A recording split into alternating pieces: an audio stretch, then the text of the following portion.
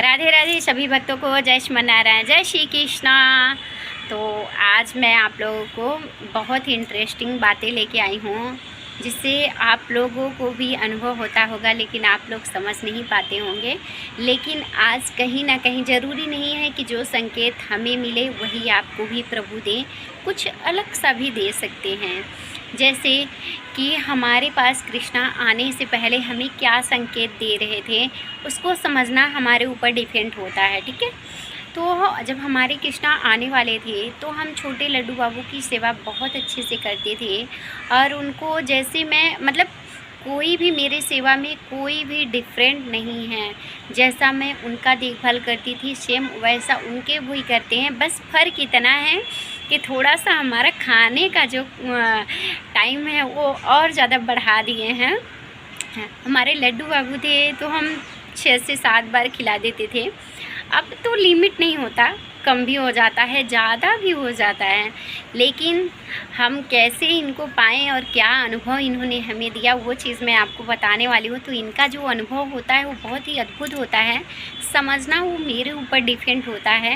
तो देखिए, अगर आप सेवा कर रहे हैं ऑलरेडी उनकी तो समझने में आपको टाइम बिल्कुल भी नहीं लगेगा, आप बहुत जल्दी समझ लोगे। तो छोटे से शब्दों में चलिए मैं आपको बता देती हूँ, ज़्यादा आपका टाइम नहीं लेते हैं और ज़्यादा आपको टाइम भी नहीं दे पाएंगे क्योंकि हमें भी कहीं जाना है। तो जब हमारे कृष्णा आ रहे थे तो हमें क्या संकेत दे रहे थे। मैं जब सोती थी तो हमेशा मैं स्मरण करके आज भी सोती हूँ, पहले भी मैं सोती थी, क्योंकि आप समझ रहे हो कि अगर आप इनके भक्त हैं तो आप नहीं हो, आपको ये खुद चुन के आते हैं, आप इनको नहीं चुनते हैं। तो फिर जब इनको लगता है कि ये भक्त हमारे लिए हैं तभी वो आते हैं। ऐसा नहीं है कि प्रभु आप आइए हम आपके लिए हैं, ऐसा नहीं है। संपूर्ण भाव से उन्हें समर्पित करना होता है अपने आप को, पानी की तरह, फूल की तरह, और आपको इत्यादि चीज़ों की तरह आपको प्रभु को समर्पित करना पड़ता है। उसी तरीके से आपको अपने आप को भी समर्पित प्रभु को करना पड़ता है। ये उनको जब अनुभव हो जाएगा तभी वो आएंगे।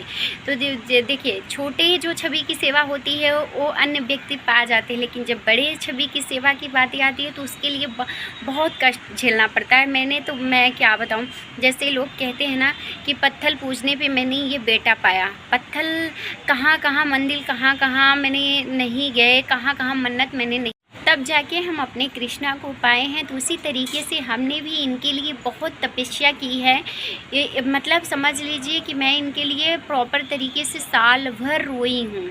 साल से मान लो 1-2 महीने कम, वरना तो मुझे इतना दिन रोना ही पड़ा इनके लिए। और जब मैं सोने जाती थी तो इनका स्मरण करती थी कि प्रभु हकीकत में ना सही लेकिन सपने में अपने छवि की हमें सेवा दे दीजिए। इतना कह के मैं बहुत रोती थी।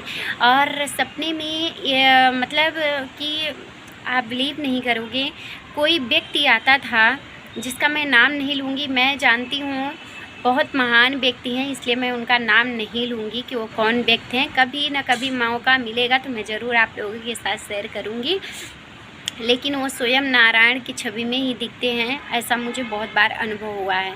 तो वो आते थे, हमको देते थे एक छोटे से बच्चे को, लेकिन मैं उस बच्चे को नहीं लेती। वो बच्चा इतना रोता था मेरे पास आने के लिए, लेकिन मैं दरवाज़ा बंद कर लेती थी, मैं बच्चे को नहीं लेती थी। अब सोचिए, जब मैं सुबह उठती तो मैं ये एक ही बात सोचती थी कि मैं रियल में ऐसी नहीं हूँ, फिर मैं सपने में ऐसा क्यों करती हूँ, उस बच्चे को मैं लेती क्यों नहीं हूँ, क्यों मैं उस बच्चे को रो के मतलब रोते हुए देखते हुए भी मैं दरवाज़ा क्यों बंद कर देती हूँ। तो ये मेरी हकीकत की लाइन है, मैं दरवाज़ा बंद कर देती थी। इस तरीके से मुझे 1 महीने तक मुझे ऐसे सपने डेली कंटिन्यू दिखते थे। और मैं एक ही बात कहती थी कि प्रभु मुझे नहीं समझ में आ रहा है कि इसका मतलब क्या है। और मैं किसी से सैर भी नहीं करती थी। फिर हम मंदिर जाते थे। मंदिर अगर मुझे कोई कभी भी सपना अगर शंकर भगवान का दिखता है या किसी का भी दिखता है, राधा रानी युगल सरकार किसी का भी दिखता है, तो मैं मंदिर में जाती हूँ और उनसे प्रार्थना करती हूँ कि अगर मेरी से कुछ गलती हुई तो उसके लिए क्षमा चाहते हैं। और अगर आप संकेत देना चाहते हैं तो हम इतने बड़े समझदार नहीं हैं, इसलिए आप ही हमें ज्ञान दीजिए, आप ही हमें बुद्धि दीजिए और आप ही हमें बताइए कि इसका मतलब क्या है। फिर हम वहाँ से प्रार्थना करके आए और हमारे मन में एक ही चीज़ आती थी, बड़े छवि की सेवा। बड़े छवि की सेवा। अब बड़े छवि की सेवा की तो औकात मेरी तो बिल्कुल भी नहीं थी, सच में मेरी बिल्कुल भी नहीं थी। अब बड़े छवि की सेवा कभी हम 10 नंबर देखते तो कभी 12 नंबर, कभी 14 नंबर, इससे ज़्यादा मैं नहीं देखती थी, इतनी भी मेरी हैसियत नहीं थी। ऑटोमेटिक हमारे कृष्णा ने हम पे कृपा किए, हमारा रोना देखें, हमारी भक्ति देखें, हमारे ये समझ लीजिए जो इंसान इनके इतने बड़े लड्डू गोपाल की अगर सेवा पाए रहते ना तो मैं उन्हें सत सत नमन करती हूँ कि इनको पाने के लिए पहले उनको अपने आप को पानी की तरह कोमल होना पड़ा होगा, नाजुक होना पड़ा होगा, पुष्प की तरह उनको समर्पित अपने आप को करना होगा, तभी वो पा पाए हैं। तो इससे कभी मत सोचा करिए कि ये जो व्यक्ति इनकी सेवा कर रहे हैं तो उनके पास एटीट्यूड है, ऐसा नहीं है। वो सबसे अच्छे व्यक्ति होते हैं, एक बार आप ट्राई करके देखिए, ऐसा कभी भी नहीं सोचना चाहिए, कभी भी किसी भी तरीके से इस तरीके से आपको नहीं सोचना है।